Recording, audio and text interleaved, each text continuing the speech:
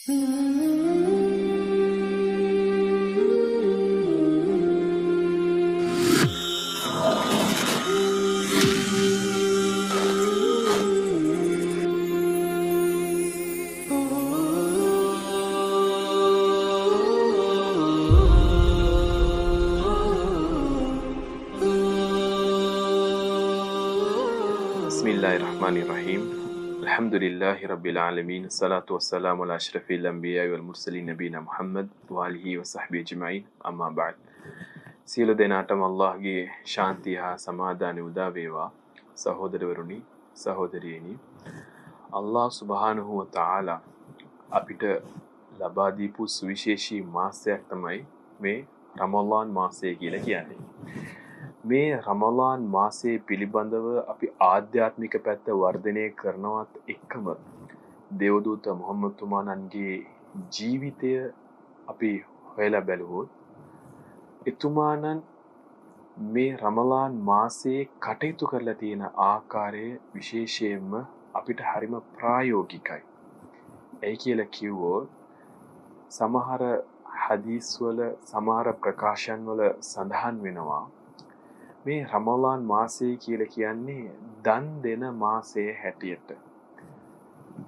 මේ රමලාන් මාසයේ දන් දීම තුලින් අපිට නොයෙකුත් පින්දහම් හම්බ කරගන්න පුළුවන්.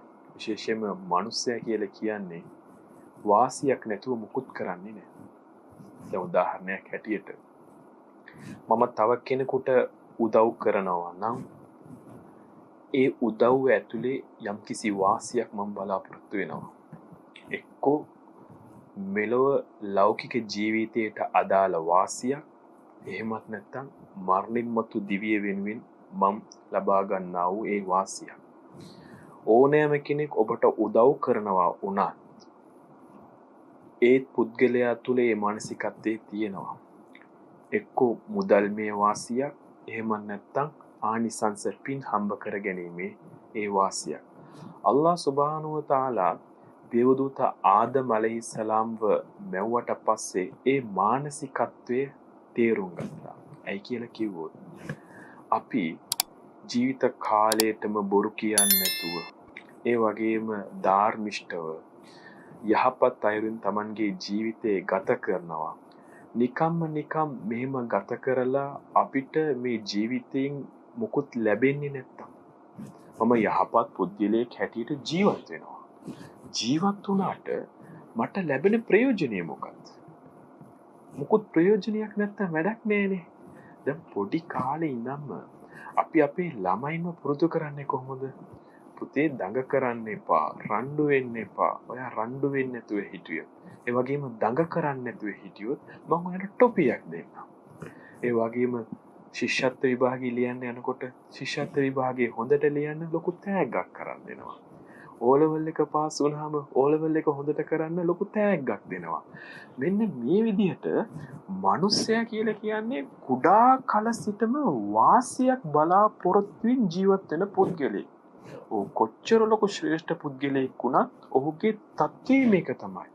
ඒ වාසිය එක්කෝ ස්වර්ගීය බලාපොරොත්තුෙන් කරන ක්‍රියාවන්. එතකොට ඒ මිනිස්යාගේ වාසිය මොකද්ද? ස්වර්ගය.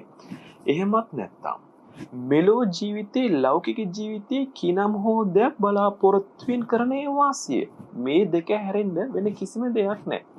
අන්න ඒ විදිහට දේවදූත මුහම්මද් තුමාණන් අපිට උගන්වන්නේ මොකද්ද? ඔබ යහපත් පුද්ගලයන් හැටියට ජීවත් වෙනකොට ඔබට ස්වර්ගය හම්බ වෙනවා. මේ ස්වර්ගය හම්බෙන්න නම් අපි නොයෙකුත් දානමාන කරන්න ඕනේ. නබිතුමා කිව්ව කොහොමද?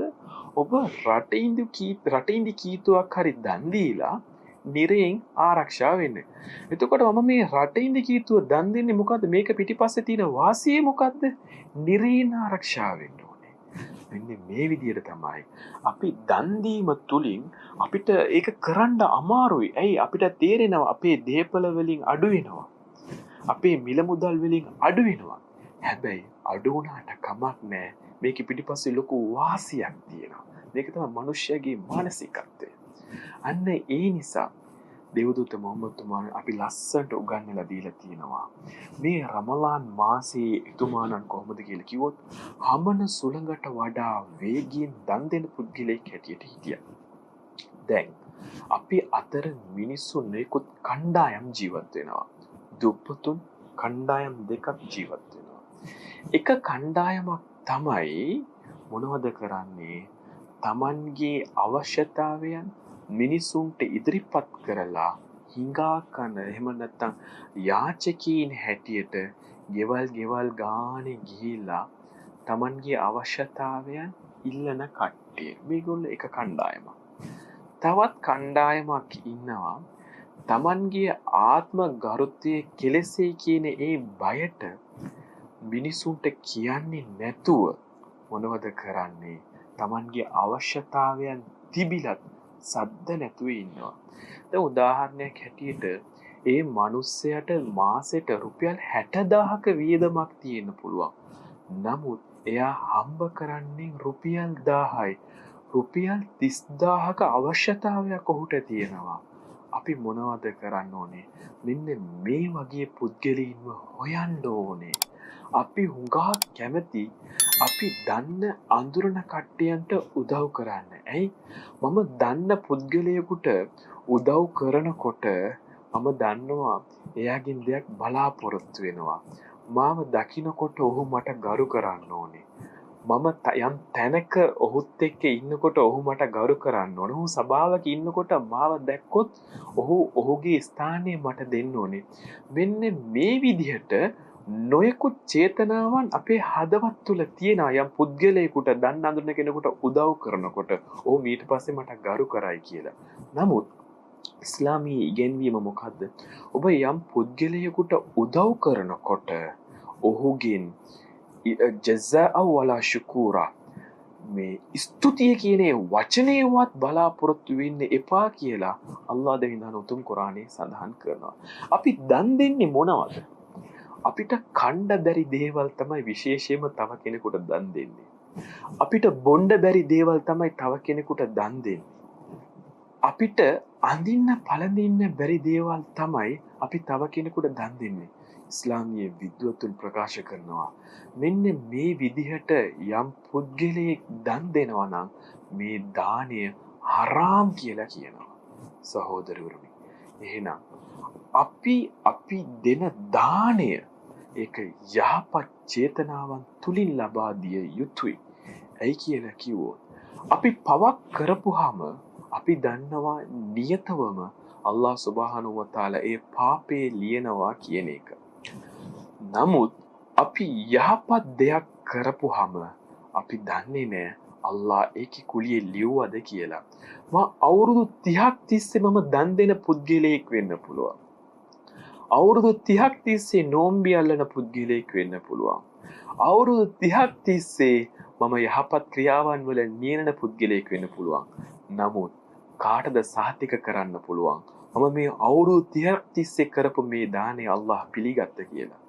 කාටද සහතික වෙන්න පුළුවන් මම මේ අවුරුදු 30ක් තිස්සේ කරපු ඒ සලාතය අල්ලාහ් දෙවිනානෝ පිළිගත්ත කියලා? අපිට ඒක සහතික කරන්න බෑ. අල්ලාහ් දෙවිනානෝ අපේ පාපයන් ලියනවා. නමුත් අපේ යහපත් ක්‍රියාවන් වලට අදාළ කුලිය අපි දන්නේ නැහැ ලියවෙනවද නැද්ද කියලා. ඒකට කොන්දේසි තියෙනවා. චේතනාව පිරිසුදු වෙන්න ඕනේ. අල්ලාහ් වෙනුවෙන් විතරයි මේක කරන්නේ කියලා. ඒ හැරෙන්න තව කෙනෙකුගේ ප්‍රශංසාවන් බලාපොරොත්තු වෙන යම් කෙනෙක් දානමාන කටයුතු වල නියැලෙනවා නම් සහෝදරවරුනි සහෝදරියනි ඒකේ පින ඔහුට ලැබෙන්නේ නැහැ කියලා දේවදූත මොහම්මද් තුමාණන් ප්‍රකාශ කරලා තියෙනවා.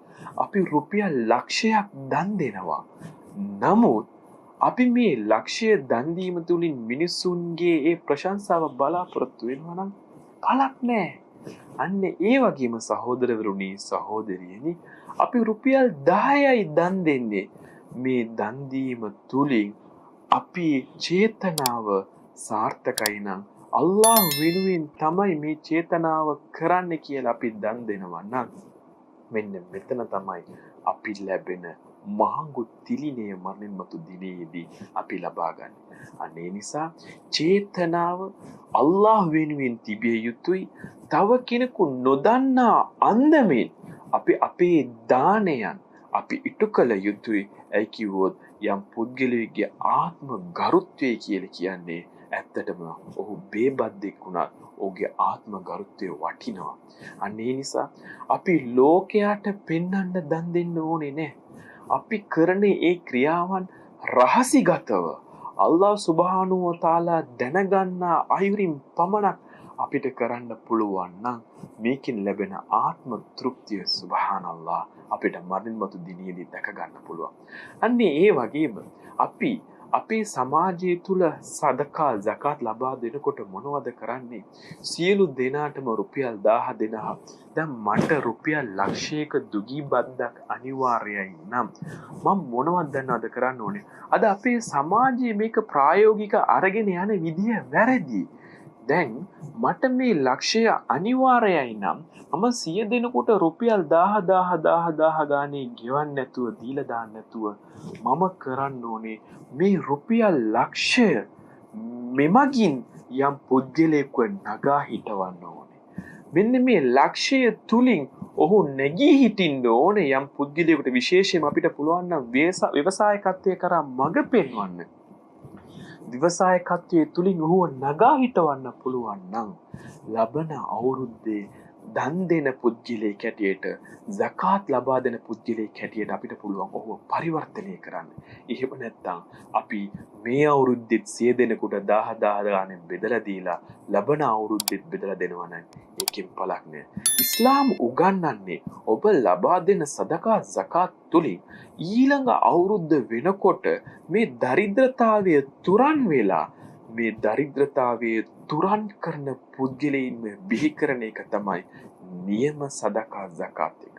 අන්නේ ඒ නිසා සහෝදරවරුනි අපි මේ සදකා එකක් දානයක් zakat එකක් ලබා දෙනකොට විශේෂයෙන්ම අපේ චේතනාව විය යුත්තේ මේක අල්ලාහ් වෙනුවෙන් කරන ක්‍රියාවක්. අන්නේ ඒ වගේම මෙතුලින් මේ පුද්ගලයාගේ දරිද්‍රතාවයේ තුරන් වෙලා ඔහු ඉදිරි අනාගතයේදී දන් දෙන පුද්ගලයෙක් හැටියට පත් වෙන්න ඕනේ කියන ඒ චේතනාව මත තමයි මේ සදකා zakat ඉටුවිය යුත්තේ කියන ඒ අවබෝධය අපේ හදවතේ ධාරණය කරගෙන මින් ඉදිරියට මේ යහපත් ක්‍රියාවන් වල නියැලෙමු. අල්ලාහ් සුබ්හානහු වතාලා ඔබටත් මටත් ඒ වෙනුවෙන් මඟ පෙන්වත්වා කියලා ප්‍රාර්ථනා කරමින් නිහඬ වෙනවා. අස්සලාමු අලයිකුම් වරහ්මතුල්ලාහි වබරකාතුහු.